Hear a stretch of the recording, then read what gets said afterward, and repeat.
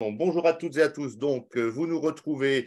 Alors, nous avons caché, bien évidemment, Louis, qui va gérer le chat et derrière nous transmettra les questions, puisqu'on a bien évidemment un temps de questions-réponses en fin de webinaire. Alors, allez-vous retrouver? Eh bien, Raphaël, alors, as-tu changé depuis la dernière fois? Ah non, non, toujours pas changé. J'ai peut-être pris quelques rides par rapport à la photo, mais sinon, non, j'ai pas changé. Hein. Toujours le même affaire, l'auditeur Calliope, chargé de la qualité ici à l'ISQ. Voilà, je réalise également les webinaires avec vous, une fois par mois. C'est toujours un plaisir de vous accueillir. Et sinon, voilà, pas de nouveau depuis la dernière fois. Et toi, Marc, t'es en Ah, distanciel cette fois. Ouais. Tu m'as laissé oui, tout pour, seul. pour cette fois, là, je suis en distanciel. Donc, Benjamin, lui, est en congé. C'est donc Benjamin qui met tout ça en œuvre. Et alors, j'ai un peu l'impression, en regardant la photo, que, comme beaucoup de profils LinkedIn, il y a un petit peu tromperie sur la photo. Je me trouve très jeune, je suis ravi. Non, non, donc ça n'a pas changé. Auditeur et responsable du développement à ISQ Certification et ravi de vous retrouver pour ce webinaire donc, qui va être consacré au BPF. Et donc, allons-y. Allez, Raphaël, c'est toi qui maîtrise le déroulé. C'est moi qui gère la souris. Alors donc, Marc, nous sommes là, comme tu as dit, pour le BPF, mais qu'est-ce que le BPF et qui est concerné par ça? Alors, en fait, c'est juste pour donner une petite vue d'ensemble, hein, c'est le deuxième webinaire, parce qu'on a fait un premier il y a 2 semaines. On rappelle simplement que toute personne physique et morale qui réalise des prestations de formation professionnelle doit déclarer son activité dans les 3 mois suivant sa première convention, ça c'est avec les entreprises, ou le premier contrat de formation conclu, ça c'est avec les particuliers.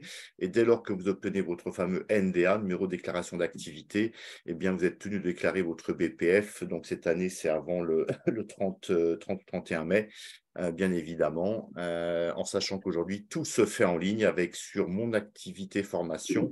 Et donc, fini le temps des copies papier, signer l'envoi du compte de résultats et des annexes ou du bilan. Voilà, et de temps en temps, on verra un petit logo Calliope apparaître. Oui, c'est vrai, le petit logo Calliope, quel est l'objectif? C'est simplement de, de pouvoir bien identifier quels sont les éléments qui peuvent aider l'auditeur, soit dans le choix de son échantillonnage ou qu'est-ce qui pourrait être observé et ou en tous les cas pris en compte lors d'un audit Calliope. Et d'ailleurs aussi, tout ce qui est en rouge, mis à part le 31 mai ici, ce sont des choses qui sont importantes et ou ce sont des choses qui sont nouvelles, qui ont été rajoutées depuis le dernier webinaire. Et en sachant que ce support, nous avons essayé de prendre en compte à peu près une centaine de questions qui nous ont été posées. On a regroupé et normalement, ce support devrait répondre aux questions auxquelles nous n'avions pas pu répondre la dernière fois. Et là aussi, si on ne peut pas répondre à toutes les questions, parce que très souvent, on a besoin d'analyser un petit peu plus la situation, on pourra faire une réponse dans le support qui sera diffusé en même temps que le replay. Exactement. Alors, Marc, un petit rappel aussi avant de débuter vraiment ce webinaire, un petit rappel que tu souhaites mettre en avant. Tu en as déjà un petit peu parlé, mais Oui, bien sûr, hein, c'est un bon. Nous savons que ISQ Certification réalise chaque mois un webinaire. Donc, celui-ci est un webinaire thématique. C'est notre volonté à ISQ Certification d'informer, clarifier, aider nos certifiés et pas que, puisque nous savons qu'il y a près de 20 ou 25% de personnes qui assistent à ces webinaires qui ne sont pas certifiées à l'ISQ et nous ne pouvons que les inviter à nous rejoindre, à transférer leur certif chez nous. À côté de ça, gardons à l'esprit qu'un webinaire, ce n'est pas une formation, ce n'est pas une prestation de conseil, et bien évidemment, ce n'est pas un accompagnement personnalisé. C'est pour cette raison, quelquefois, que nous ne pouvons pas répondre à des questions qui sont très spécifiques et qui nécessiteraient une meilleure appréhension du contexte de la question posée. exactement. Et donc, pour ce webinaire, on a contacté des DREDS et par rapport à il y a 15 jours, on a eu le retour de la DGEFP en plus. Voilà, c'est ça. Donc, il est vrai que nous avions sollicité deux DRETS, une a répondu, et derrière ça, la DGEFP a pris le temps de nous répondre. Donc, on partagera quelques clarifications supplémentaires apportées par la DGEFP, en sachant que maintenant que nous avons un point d'entrée, malheureusement pour eux, je risque de les solliciter un petit peu plus. Ils vont regretter de t'avoir répondu. Allez, on se lance, on est parti. Donc, le numéro de déclaration d'activité, qu'est-ce que c'est, Marc? Bon, ouais, c'est important parce qu'en fait, si on doit remplir un BPF, c'est d'abord parce qu'on a un numéro de déclaration d'activité. Donc, une nouvelle fois, vous verrez que ce support de webinaire est plutôt chargé. Il n'est pas très, très visuel, mais c'est important de l'avoir pour votre indicateur 23 dans la veille légale et réglementaire avec beaucoup de texte. Il est vrai que vous exerciez la formation en titre principal ou accessoire, eh bien, vous devez demander un numéro de déclaration d'activité, en sachant que nous vous rappelons que depuis le 1er janvier 2019 et en lien avec Calliope, vous avez 4 grandes catégories: les actions de formation, ça peut être aussi des contrats pro pour les groupes d'édu, vous avez le bilan de compétences, la VAE et les actions de formation par apprentissage, en sachant que les CFA qui existaient au 6 septembre 2018 avaient jusqu'au 31 décembre 2021 pour procéder à cette déclaration également. Très bien, Marc. Et une fois que j'ai fait cette déclaration, je dois attendre quelque chose ou je peux me lancer dans l'activité directement? Alors, c'est une information qui me semble importante parce que quelquefois, on ne lit pas toutes les lignes des textes ou des supports qui nous sont proposés. Et Dieu sait que quand même le ministère et les DREDS font des efforts, hein, c'est avec des notices. Il faut garder à l'esprit que lorsque je demande mon NDA, eh bien, mon organisme est réputé déclaré jusqu'à ce que je reçoive mon récépissé et ou lorsque je reçoive une notification de décision de refus d'enregistrement. Donc, dès lors que vous avez fait la demande, vous pouvez continuer à contractualiser, en sachant que le délai normal d'obtention est d'1 mois. A priori, on vient d'en faire l'expérience, il se peut que ce soit même de 24 heures, à vérifier, à confirmer la prochaine fois. Bien évidemment, vous ne pouvez pas apporter sur la convention votre NDA pour la première convention lorsque vous demandez. Il faut bien préciser que la demande est en cours, bien évidemment. Très bien, d'accord, Marc. Et pour les actions de formation par apprentissage, est-ce qu'il y a des choses en plus à faire? Eh bien, là aussi, hein, il faut bien évidemment, en fait, en tous les cas, transmettre une copie des statuts au préfet de région, puisque les statuts doivent préciser que cette modalité fait partie de vos activités potentielles. Donc, l'apprentissage doit être clairement noté dans vos statuts. Donc, ça, c'est important. On vous rappelle ici que le Code du travail prévoit aussi un principe général d'interdiction d'exercer une fonction de direction, d'enseignement aux apprentis ou d'administration d'un organisme de formation si vous avez été condamné, et là c'est un article qu'on vous livre, bien évidemment. Et à une des questions qui avait été posée, il n'y a pas d'exception, hein, sur la production du BPF, c'est quel que soit votre statut juridique, quelles que soient les modalités pédagogiques de vos prestations, présentielles, distancielles, blended, tout ce que vous voulez, vous devez déclarer, et que ce soit une activité principale ou accessoire, dès lors que vous avez votre NDA, il n'y a aucune exception, vous devez produire votre BPF. Très bien, super, Marc. Et tout au long de la vie d'un organisme, il y a des choses qui changent, hein, on déménage, peut-être un changement de dénomination. Qu'est-ce qu'on doit déclarer de ces modifications? Là aussi, on est avec notre veille légale et réglementaire. Le 30 septembre, il y a eu un arrêté alors 2000, c'est pas 2002, ça remonte un petit peu, mais il est vrai que normalement, alors je crois que les NDA d'ailleurs que le bilan pédagogique et financier existe depuis 1996. Ça, c'est une info que j'ai retrouvée ce matin. Sinon, tout ce qui est modification substantielle doit être communiqué en fait à l'administration, que ce soit vos dénominations, votre adresse, votre objet social, les personnes dirigeantes, le statut juridique et la capacité de conclure des conventions, des contrats de formation. Donc, il est vrai qu'il faut bien sûr informer alors la DREDS d'un côté, mais pour tous ceux qui sont certifiés, vous avez aussi une obligation. Normalement, ça se trouve dans les contrats que vous signez. Vous devez nous signifier en tant que certificateur, alors ISQ, certification ou d'autres, tous ces changements, bien évidemment, puisque nous devons mettre à jour à chaque modification substantielle le certificat. Vous changez l'adresse, vous changez éventuellement de SIRET, des choses comme ça, eh bien, nous devons mettre à jour votre certificat au même titre que si vous deviez avoir de nouveaux sites. Il y a des extensions de sites à prévoir. Une question qui avait été posée, est-ce qu'un changement de rue ou d'arrondissement a un impact? Non, pas du tout. C'est si vous changez de région, là, oui, vous allez en fait obtenir un nouveau NDA de la nouvelle région d'accueil.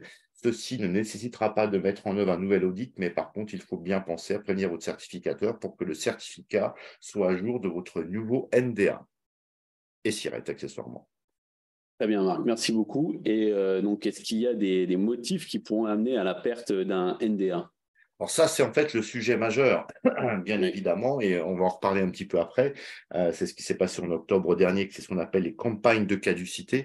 Ce qu'il faut garder à l'esprit, c'est que si vous déclarez un BPF à 0 ou néant, si on reprend les textes de loi d'ailleurs, ils parlent de néant, non pas de BPF à 0, eh bien normalement, une année avec aucun chiffre d'affaires en formation, les DREDS devraient prononcer la caducité. Nous savons qu'il y a une certaine tolérance où certaines vont aller jusqu'à 2 ans, même si la circulaire de la DGFP de janvier 2011 dit bien 1 an. Si vous ne transmettez pas votre BPF, omission, problème technique, eh bien là aussi, vous risquez, ce sera, je dirais, malheureusement, direct perte de votre NDA. Et vous pouvez aussi perdre votre NDA si vous avez subi un contrôle de l'adresse qui a mis en avant un certain nombre de défaillances importantes. Je vous rappelle aussi que si vous deviez obtenir un nouveau numéro sirène, changement peut-être de structure juridique, rachat, vente, fusion, acquisition, peu importe, dès lors que vous avez un nouveau numéro sirène, le NDA que vous aviez va bien évidemment être frappé de caducité, puisque le NDA est rattaché à un sirène.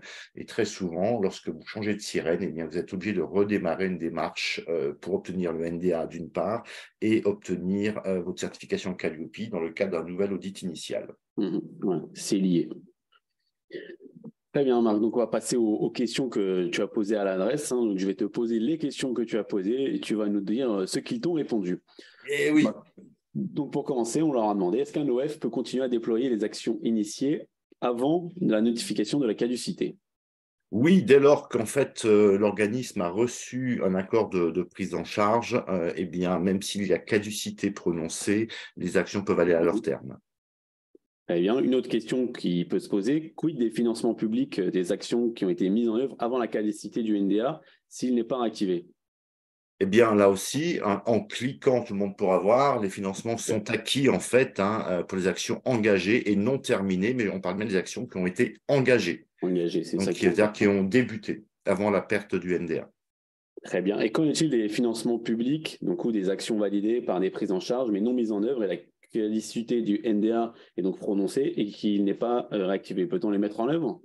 Eh bien là, en fait, ces actions ne devraient pas pouvoir être mises en œuvre parce qu'en fait, elles n'ont pas été initiées avant la perte de NDA. Très bien. Et un EF qui peut-il contractualiser de nouvelles actions alors que son NDA donc est caduc, frappé de caducité, ou est-ce qu'il doit attendre sa réactivation ou qu'on lui en donne un nouveau? Alors là, c'est important parce qu'en fait, clairement, dès lors que le NDA est caduc, vous ne pouvez pas contractualiser de nouvelles actions de formation et vous devez attendre soit sa réactivation selon les DRETS, soit l'obtention d'un nouveau. Et il faut savoir d'ailleurs que si vous deviez contractualiser, mais je pense qu'on en parle après, c'est une amende de 4 500 €. Et l'absence d'activité entraînant la caducité est-elle d'1 an ou de 2 ans? Alors, c'est vrai que c'est un débat puisque beaucoup parlent d'un an. En tous les cas, il y a bien la circulaire de la DGEFP. Aujourd'hui, en fait, ça va dépendre de région à région. Donc, ça va être 1 an ou 2 ans. Et la DGEFP nous a répondu qu'une tolérance peut être appliquée par les services régionaux de contrôle, ce qu'on appelle les SRC, qui se réfèrent alors à l'activité déclarée dans les 2 derniers bilans pédagogiques et financiers. Mais là aussi, c'est laissé à la libre interprétation des DRETS régionales. Très bien. Et donc, quel est le risque pour un prestataire qui continue à exercer son activité alors que son NDA est caduc? C'est ce que j'ai précisé avant, c'est une sanction pénale, c'est 4 500 € d'amende. Dès lors que vous n'avez plus de NDA, vous n'avez plus le droit de contractualiser de nouvelles actions. Très bien. Et comment sont informés les prestataires de la caducité de leur NDA, Marc?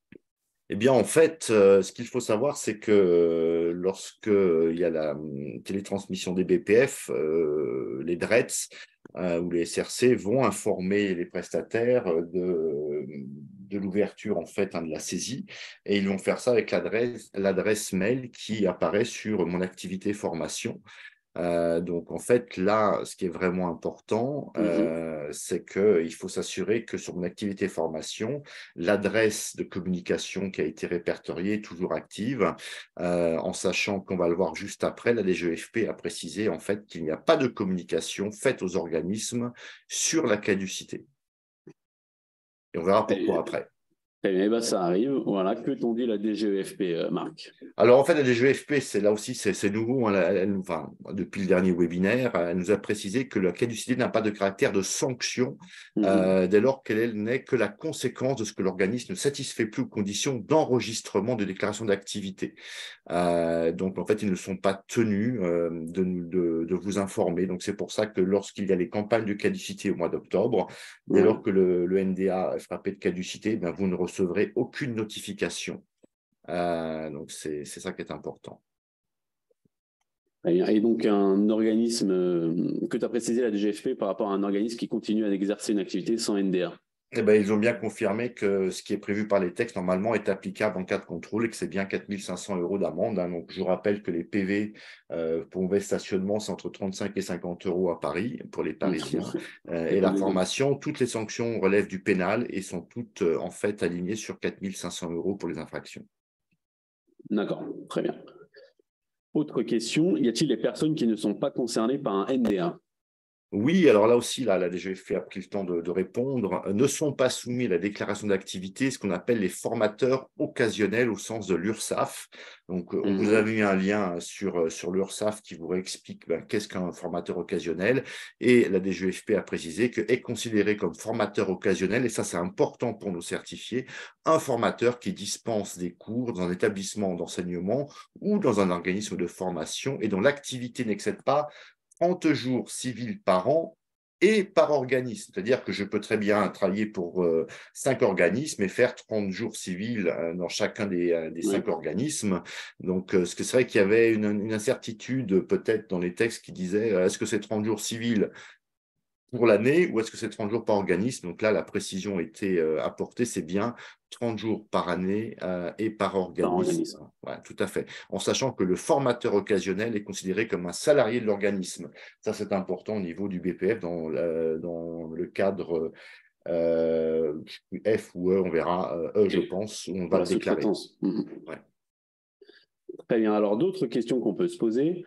Est-ce qu'il est possible de changer une adresse mail, l'adresse mail qu'on a renseignée sur mon activité formation? La personne est partie. Est-ce qu'on peut le changer, cette adresse mail? Oui, on peut tout à fait changer. Il faut se référer au guide d'actualisation des informations de votre organisme de formation. Si tant est que vous ayez bien pris la peine de conserver votre mot de passe et votre code Mhm. d'accès, parce que sinon, vous allez être bloqué. Et si c'est le cas, là, vous devez vous retourner vers les services régionaux de contrôle pour qu'ils vous réouvrent un accès spécifique. Très bien, d'accord. Et dans le cadre d'une transmission universelle de patrimoine, une TUP, est-ce qu'on doit actualiser ces informations? Oui, bien évidemment, c'est un changement majeur dans votre organisation. Généralement, ceci conduit donc à l'attribution d'un nouveau sirène, voilà, peut Mhm. conduire, et forcément, comme on l'a dit auparavant, nouveau numéro sirène, perte du NDA, donc nouvelle demande de NDA, et a priori, nouvelle demande d'audit initial pour Calliope. Pour Calliope, exact. Et où est-ce que je peux trouver mon code d'activation à mon activité de formation? Alors, c'est souvent ça en fait qui pêche, c'est-à-dire que le code d'activation pour accéder à votre espace, mon activité formation, se situe dans le courrier, et oui, c'est toujours un courrier papier, hein, pas un mail, Mhm. que l'adresse va vous adresser et qui accompagne le récépissé de déclaration d'activité. Donc, si vous avez perdu ce document, eh bien forcément, là, il faut se rapprocher de votre service général de contrôle pour qu'il puisse vous le transmettre à nouveau, vous donner un nouveau numéro. Donc, j'ai envie de dire que là, ça s'adresse surtout à ceux qui vont créer un organisme ou qui sont en cours de création. À réception de tout document, il est super, super important de bien numériser, de conserver tous les documents qui vous sont transmis. Très bien. Merci Marc. Donc maintenant, c'est à moi de parler, c'est ça? Eh ben oui, on sait qu'on te fait travailler, on sait que tu maîtrises beaucoup mieux Excel que l'ancien que je suis. Alors, quelle est cette cartographie des certifiés entre avril 2022 et avril 2023?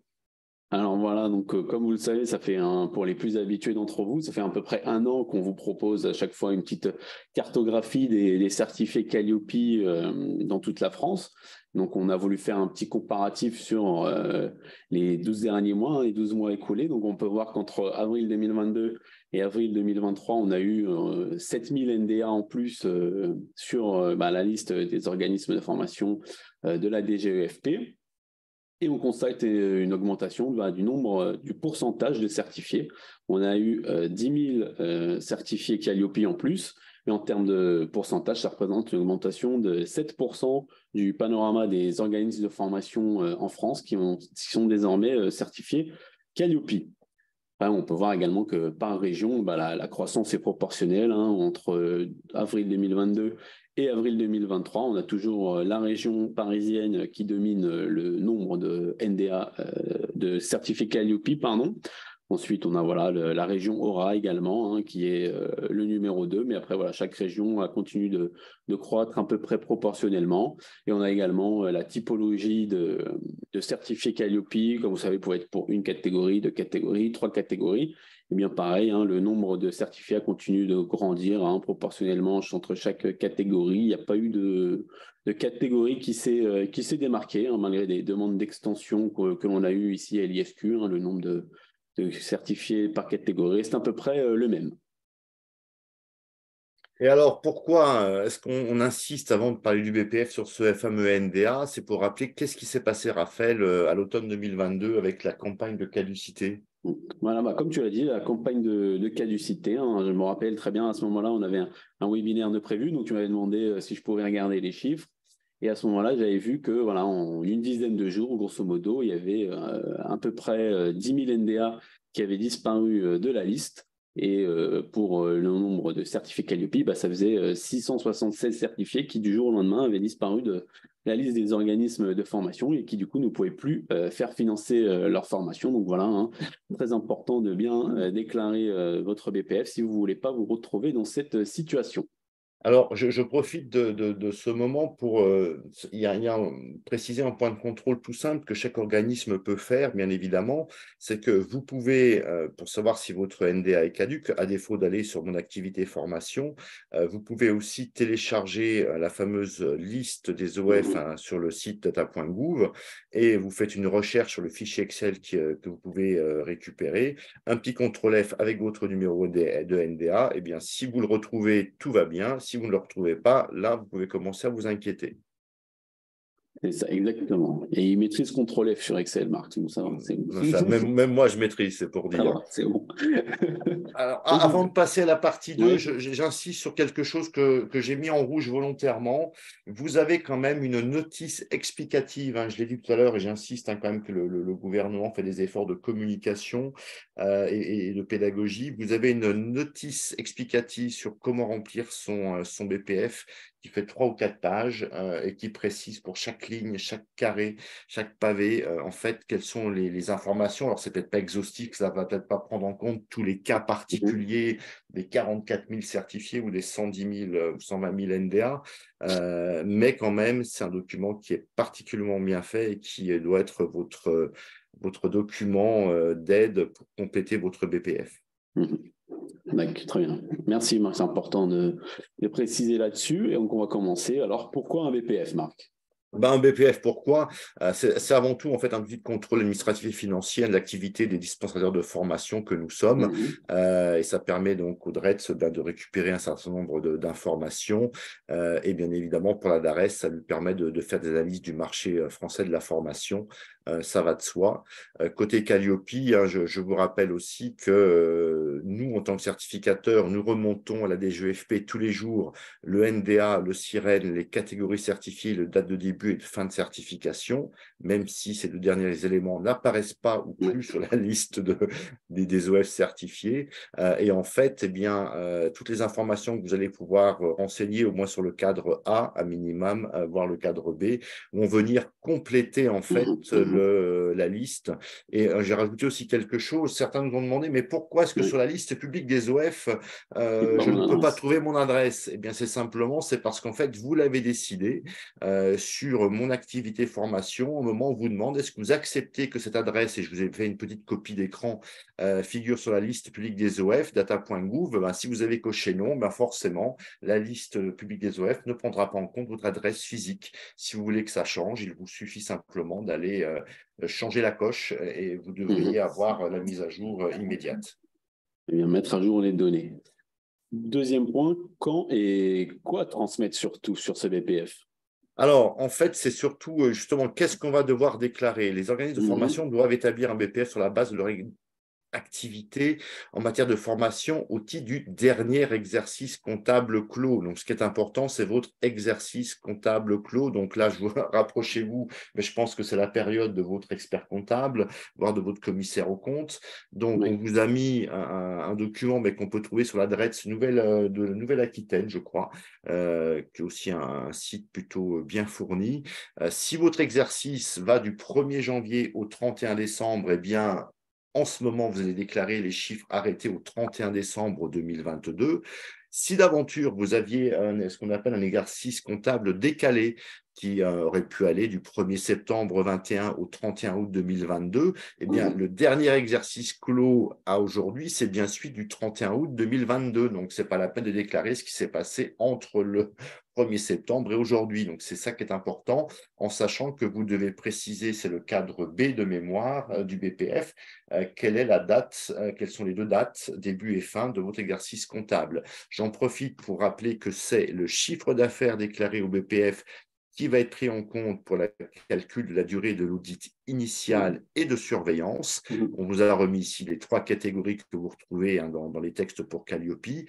Et là aussi, un petit rajout par rapport à la dernière fois, on vous invite à consulter la question 2.7 du question-réponse du gouvernement qui rappelle que l'arrêté à ce jour, ne prévoit pas la transmission d'un nouveau PPF au moment de l'audit de surveillance. Et donc, le bilan transmis lors de la collecte des pièces de candidature va être utilisé. On peut simplement vous dire oralement aujourd'hui que cette règle devrait changer si l'arrêté modificatif est promulgué dans les semaines ou mois qui viennent.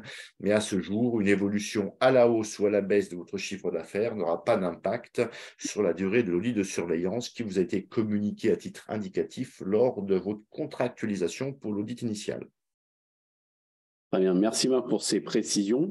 Donc, nous avons ajouté les questions qui nous ont été posées lors du premier webinaire. Donc, Marc, première question, comment ça se passe en cas de clôture au 31 janvier 2023 ? Est-ce que c'est le BPF en année civile ou au 31-01 ? Une nouvelle fois, alors c'est vrai que j'ai remis volontairement la question, même si j'ai bien évidemment déjà répondu, mais il faut tout répéter, ce qui est important 4 fois. Eh bien, il faut déclarer les chiffres au 31 janvier, non pas au 31 décembre 2022. Très bien, d'accord. Autre question, c'est notre première année d'exercice. Et donc, notre premier exercice comptable va du 1er juin 2022 au 31 août 2023. Donc, il n'est pas encore clos, il n'est pas terminé. Que dois-je déclarer ? Bien, normalement, il n'y a pas de déclaration à faire puisque l'exercice comptable n'est pas clos, donc vous ne pouvez pas produire de chiffres. Maintenant, par précaution, nous aurions une propension à vous inviter à vous rapprocher de votre service régional de contrôle pour vous assurer que vous n'avez rien à faire, mais normalement, il n'y a rien à faire, mais il vaut mieux quand même avoir la ceinture de sécurité et l'airbag pour avancer. Ok, super. Et donc, est-ce que c'est obligatoire de déclarer ce BPF ? Eh oui, toute personne qui réalise une action entrant dans le champ de la formation professionnelle définie par un article de loi doit dresser chaque année son fameux BPF. Et là aussi, une réponse à une des questions qui était posée, il n'y a pas de minimum. Donc, si vous avez fait simplement peut-être, on va dire, 7 heures de formation et un chiffre d'affaires de 500 000 euros, nous ne pouvons que vous inviter à le déclarer. Accessoirement, ça vous donnerait un BPF qui ne serait pas à néant ou pas à zéro. Oui. Et donc qui ne serait que positif pour le maintien et éviter la caducité. D'accord, très bien. Et quelles seront les sanctions en cas de non-transmission de ce BPF ? Bon, les sanctions, il y en a une que l'on connaît, c'est que pas de transmission, caducité immédiate, en tous les cas, généralement au mois d'octobre, novembre, et la caducité va de fait, pour les certifiés, les retirer de la liste publique des organismes certifiés. Donc, normalement, ils ne seront plus visibles des financeurs publics. Nous vous rappelons aussi que c'est une obligation. Donc là, c'est une amende de 4 500 € si vous ne le produisez pas. Vous pouvez, ça peut aller derrière ça jusqu'à une interdiction d'exercer temporairement une activité. Mais bon, vous retrouvez l'ensemble des sanctions possibles ici dans le support qui vous sera transmis. D'accord, très bien. Et où est-ce que je peux le remplir, ce BPF ? Alors, en fait, aujourd'hui, tout se passe en ligne. C'est un petit peu comme pour les impôts. Alors que vous avez des tranches comme pour les impôts. Ça, c'est pour le chiffre d'affaires et le calcul de la durée.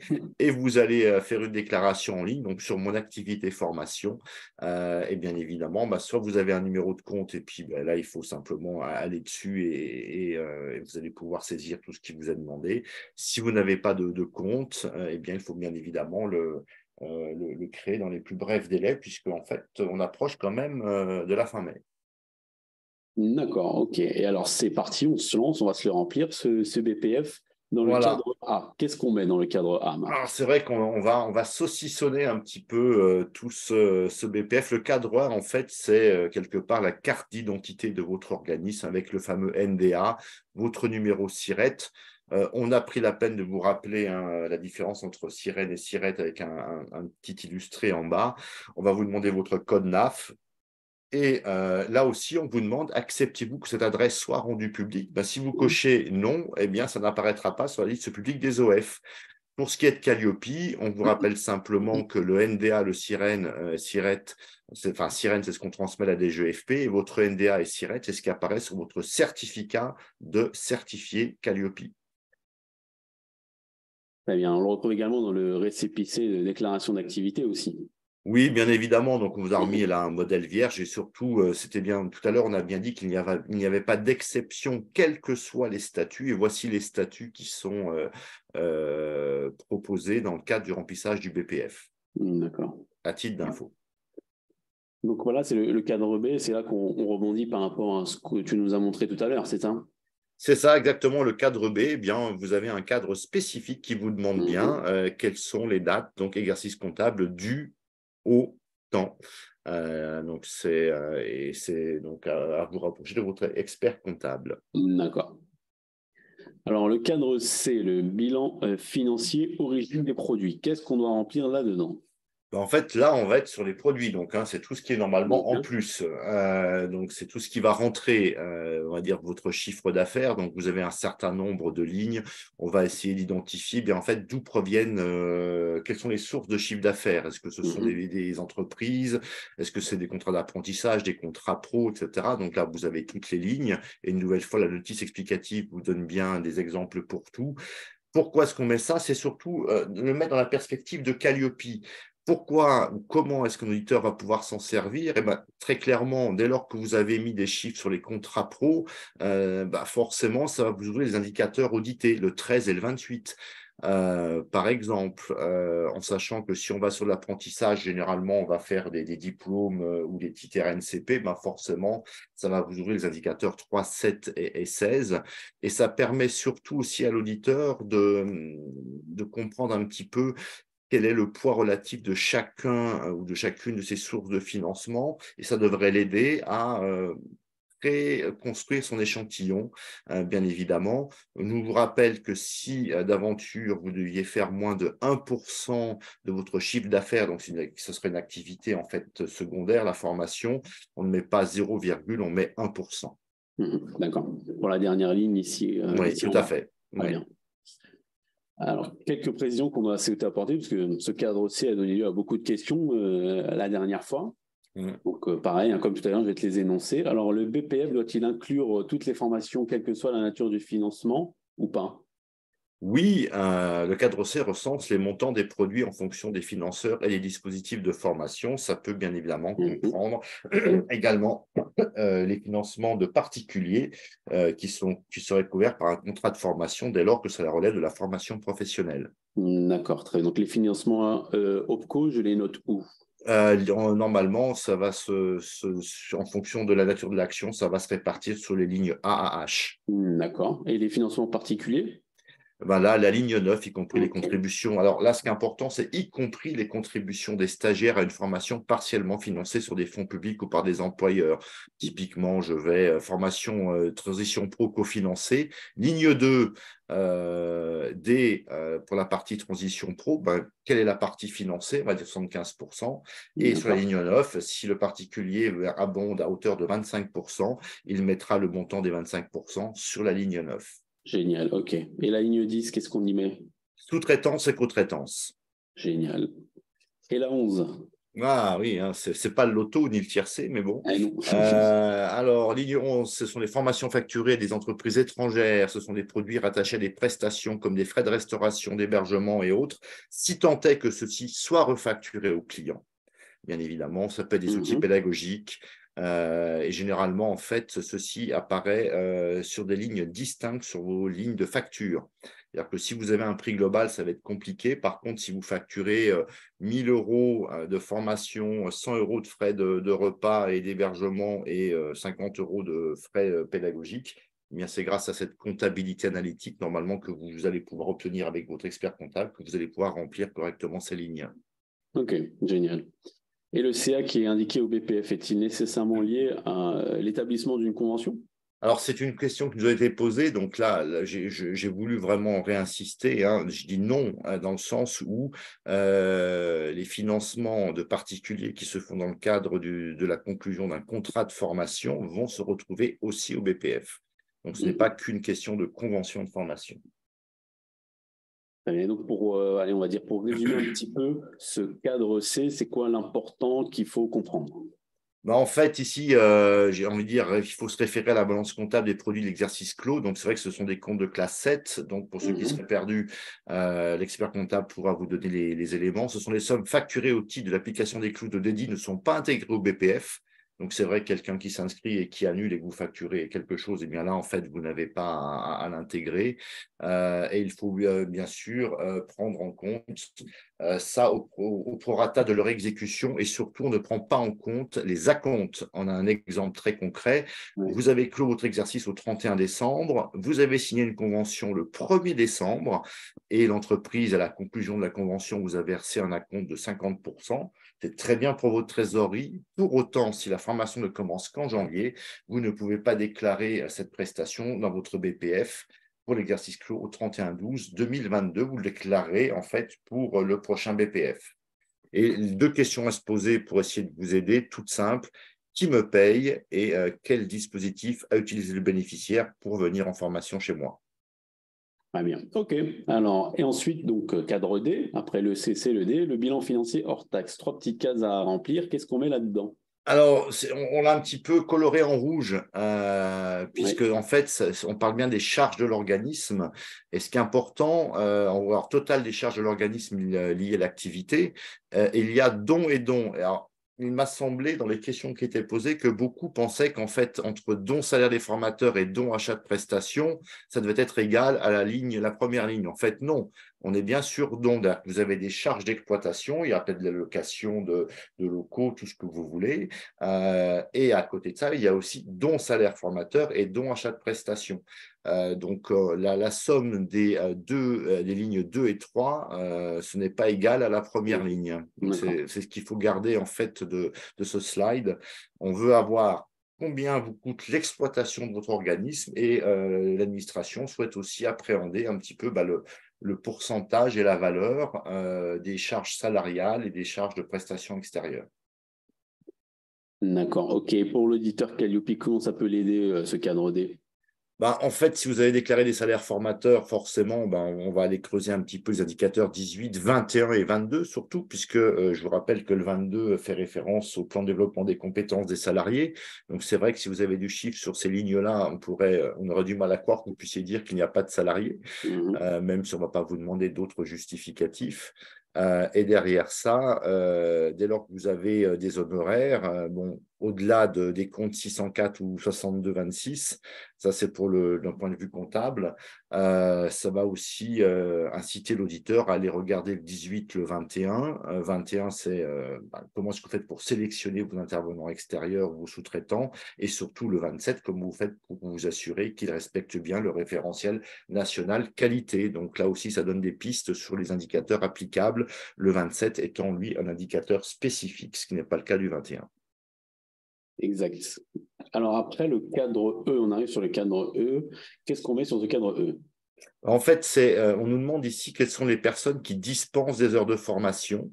Donc là, on a rajouté quand même un petit peu plus d'éléments. Alors, au-delà du rappel des indicateurs Calliope auxquels ça peut renvoyer, sur la partie personnes de votre organisme dispensant des heures de formation, on a eu pas mal de questions. Donc, ça comprend bien tout ce qui peut être des CDI, des CD2I, des CDD, des CDDU, des formateurs occasionnels, des TNS, des salariés mis à disposition dans un but non lucratif, et des formateurs bénévoles.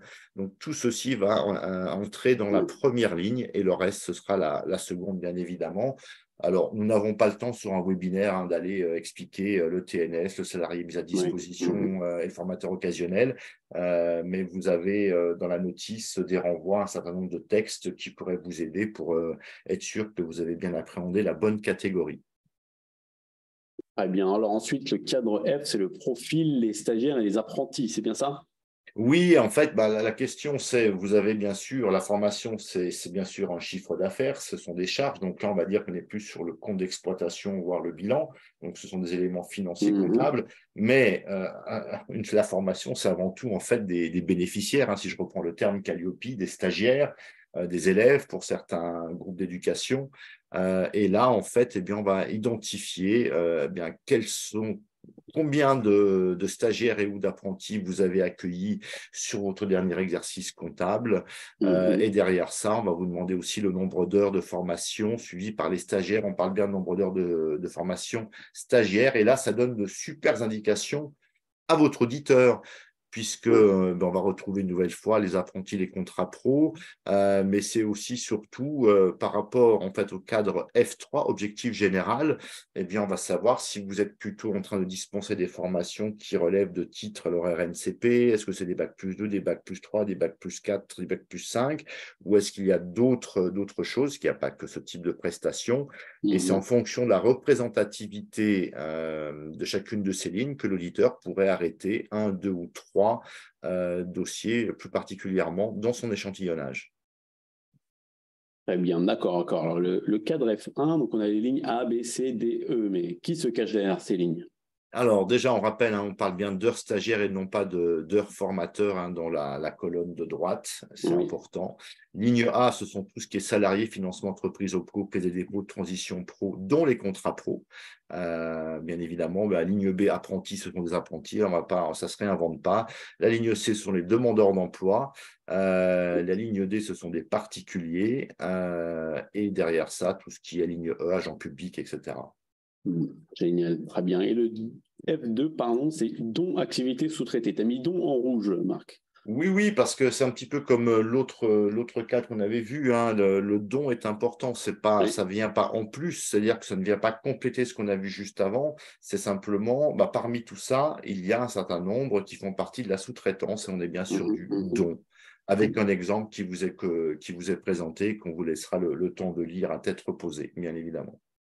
Très bien. Alors, le F3, donc, comme tu as dit, c'est dirais-je, la typologie de la formation. Oui, donc Bien ça? ça, c'est très, très important, hein. C'est-à-dire que lorsque je fais mon échantillonnage doit être représentatif de votre activité en termes de typologie de stagiaire, de modalités pédagogiques et aussi, en fait, eh bien, de prestations et ou de diplômes auxquels vous allez former. Donc, c'est là où ça va être très important et c'est là aussi où on va retrouver, entre autres, les bilans de compétences et la VAE, des informations sur la VAE. Donc, c'est pour ça que c'est un cadre très, très important pour l'auditeur dans le cadre de son échantillonnage. Très bien. Alors, quelques questions. Je fais une formation longue chez Marc Verger Langue. Je fais de l'anglais avancé et de l'italien débutant. Comment on compte mes heures de formation? Eh bien, deux fois, mon capitaine. Ce Très sont deux bien. prestations différentes. Exact. Et qui doit prendre en compte? Qui est-ce qu'on compte? En fait, ça va être les bénéficiaires et ou les stagiaires qui sont en fait formés et accueillis pendant la même période d'exercice comptable que les chiffres financiers que vous avez déclarés. C'est-à-dire qu'il y a pas, il y a vraiment une cohérence. Mon exercice comptable va du 1er janvier au 31 décembre. Eh bien, je vais devoir compter mes petits bonhommes du 1er janvier au Mhm, 31 mhm. décembre. C'est exactement la même chose. Très bien. Donc, par stagiaire, tu entends personnes formées, toutes les bénéficiaires Calliope, Oui, voilà, c'est vrai qu'on et a, même des on a eu, synonymes. oui, on a eu cette question stagiaire parce que, alors, Calliope, on parle de bénéficiaire, dans le BPF, on parle de stagiaire, mais oui, voilà, un stagiaire, c'est une personne formée, c'est un Mhm. élève, c'est un bénéficiaire. Voilà. Le jargon de la formation. Oui. Voilà. Le cadre F4, ce sont vos spécialités. Qu'est-ce que tu fais comme formation? Qu'est-ce que tu proposes? Voilà, donc ce sont alors, il n'y a que cinq, hein, ce sont bien les cinq principales spécialités de Mhm. formation. Donc, c'est important aussi ici de pouvoir tracer et d'avoir des chiffres à communiquer. Là aussi, ça va être intéressant pour l'auditeur dans le cadre de la représentativité de votre échantillon. Et tout ce qui va, si vous deviez avoir 15 spécialités, eh bien, vous mettez les cinq premières par ordre d'importance sur les cinq premières lignes et vous regroupez les 10 autres dans autres spécialités. D'accord, très bien. Puis ça aidera aussi l'auditeur à bien faire son échantillonnage, par exemple. Exactement. Très bien. Allez, on arrive au bout. Le cadre H. Qu'est-ce qu'on met dans ce cadre H? En fait, c'est simplement qui est le dirigeant, En gros, c'est le représentant légal, hein, la personne, alors on se dit, c'est la personne qui a la qualité d'agir, contracter et d'ester en justice. J'adore ça.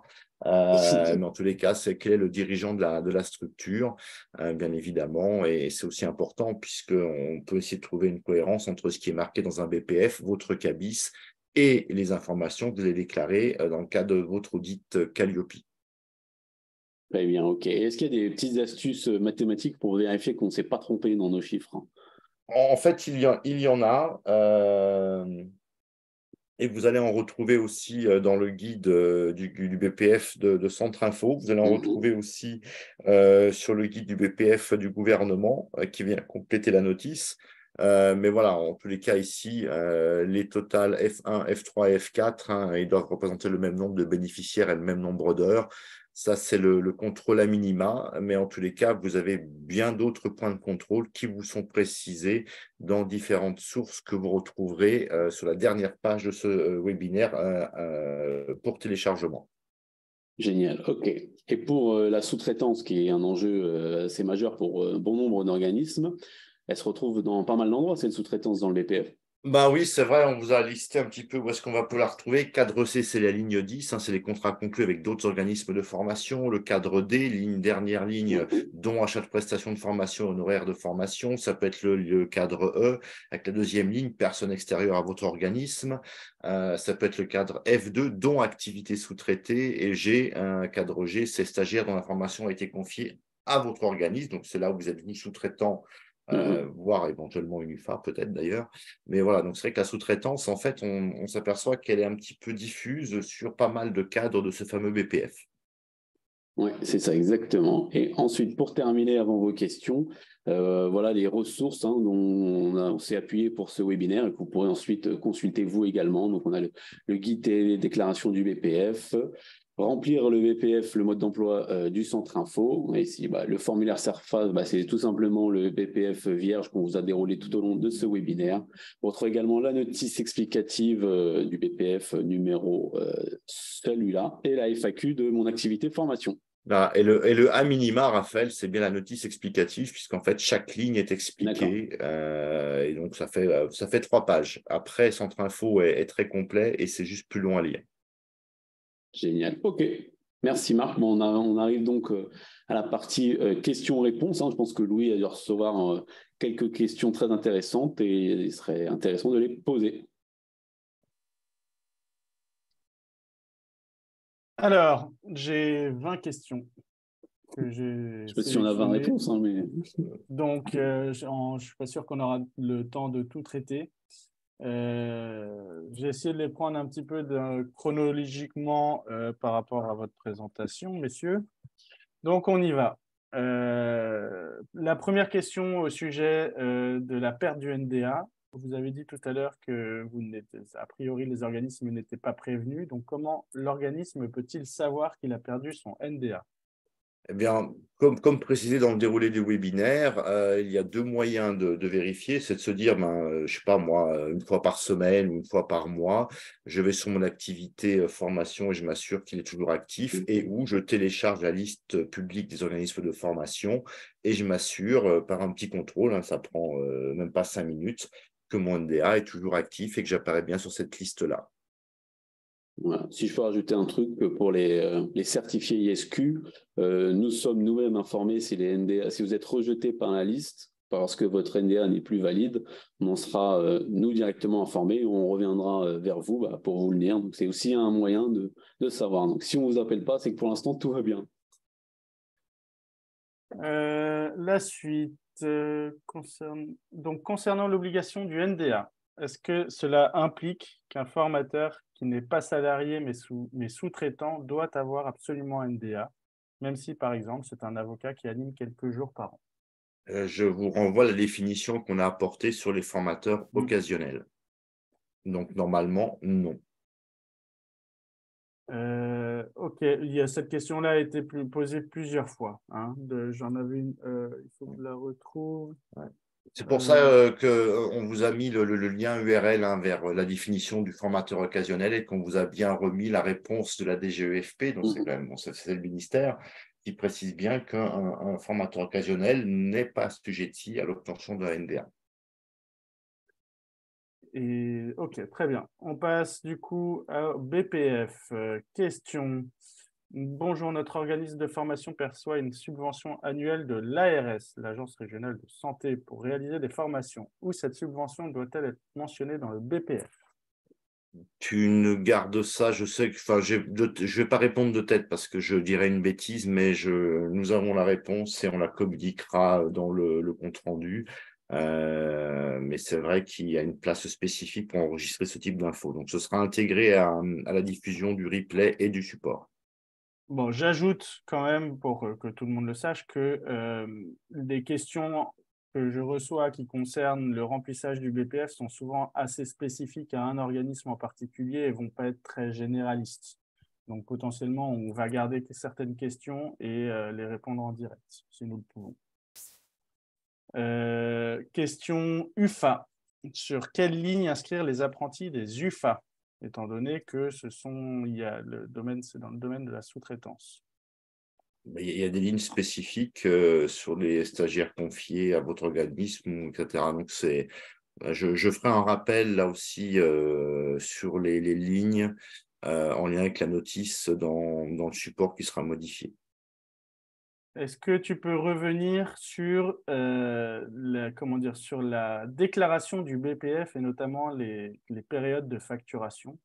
On me demande, pourriez-vous, s'il vous plaît, confirmer que la date de facturation est à prendre en compte dans le bilan pédagogique et non la date de l'encaissement et du paiement? Cette question revient aussi plusieurs fois, savoir en termes de timing, de perception, de paiement et de facturation, qu'est-ce qu'on déclare ou non et quand. En fait, ce qui est important, c'est ce qui a été délivré.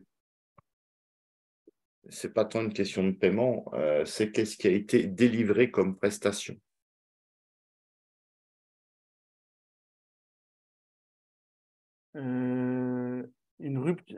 Deux questions concernant les ruptures de contrat d'apprentissage. Est-ce qu'ils doivent être inscrits dans le BPF? Dans quelle catégorie classer les apprentis ayant une rupture de contrat et étant en maintien en formation?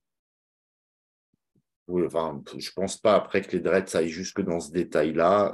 J'ai envie de dire, pour faire simple, on pourrait les laisser dans le cadre de l'apprentissage, puisque normalement, le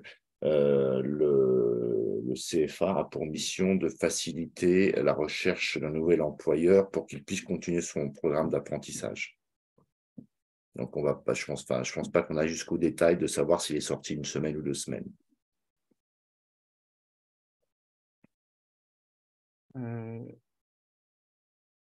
Est-ce que les charges liées à Calliope doivent être inscrites au BPF? Ce sont des charges d'exploitation que vous pouvez tout à fait intégrer au BPF. Oui.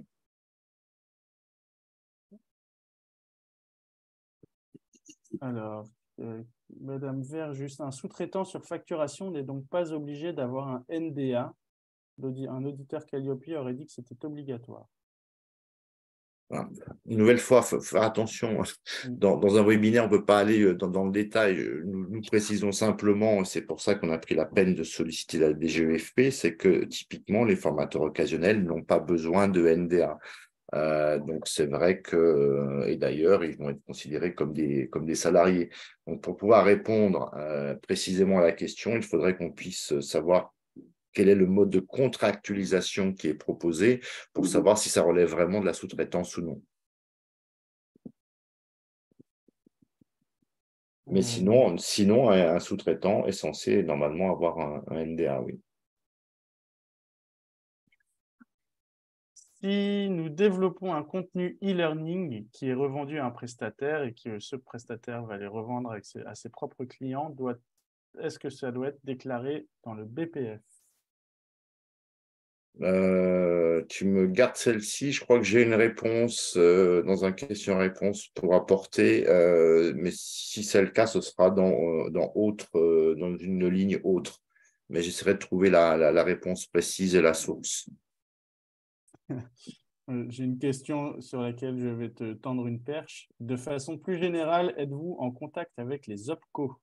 Il devient de plus en plus compliqué d'obtenir des financements et les OPCO eux-mêmes proposent désormais des formations référencées sur leur site, Acto en l'occurrence. Calliope n'est donc plus un gage de financement pour nos clients. Est-ce normal? Bah, est-ce qu'on est en contact avec des OPCO? La réponse est oui. Est-ce qu'il est plus difficile d'avoir des financements? Je peux le concevoir. Pour autant, on rappelle simplement que Calliope est une obligation dès lors que vous voulez bénéficier de fonds mutualisés. Après que les OPCO comme Acto ou d'autres vous proposent des appels d'offres pour faire des sélections, généralement, le prérequis, si on fait un petit clin d'œil à Calliope indicateur 1, le prérequis, c'est que vous soyez normalement Calliope. Je te remercie. Est-ce que tu peux revenir sur la ligne E du BPF F1? Ouais. On me demande ce que ça Alors, représente et quel est le calcul. Peut-être que ça intéressera beaucoup de monde. la ligne E ou le cadre E? Alors, cadre F1, la ligne E dans Ok. le cadre F1. Voilà. Autre stagiaire. C'est de la bétail navale. En fait, j'ai envie de dire, c'est tout ce que vous n'avez pas réussi à mettre entre A et D va être mis en E. Un peu ça, oui.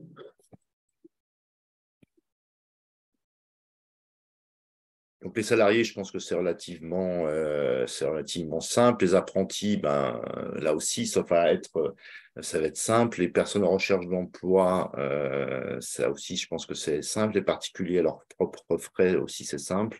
Et là, éventuellement, vous aurez peut-être des agents de la fonction territoriale, de la fonction publique, des choses comme ça que vous pourriez rajouter.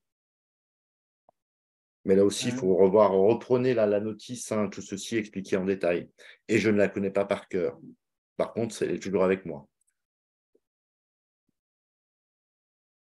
Allez, deux dernières questions. Nous organisons une formation pour un client et le paiement nous est versé par l'OPCO. Dois-je le mettre en client privé ou OPCO? OPCO.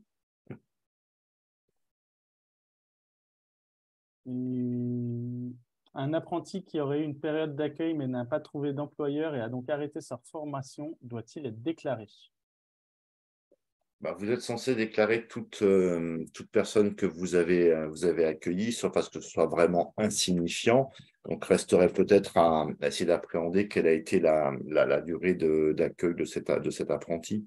Mais normalement, nous sommes censés, s'il y a eu facturation financière de quelque nature que ce soit, j'ai envie de dire qu'il est cohérent qu'on puisse déclarer la personne. Si la présence de la personne n'a donné lieu à aucune transaction financière, on pourrait comprendre que vous n'intégriez pas cette personne dans le nombre de bénéficiaires.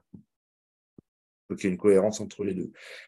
J'ai un paiement, donc c'est-à-dire j'ai eu quelqu'un, a priori, sauf pour les absences, ou je n'ai pas eu de paiement, et auquel cas, je ne peux pas le déclarer. Merci. Du coup, je prends deux dernières questions parce qu'on est sur le cadre F1. Cadre F1, où doit-on mettre les stagiaires financés par CPF?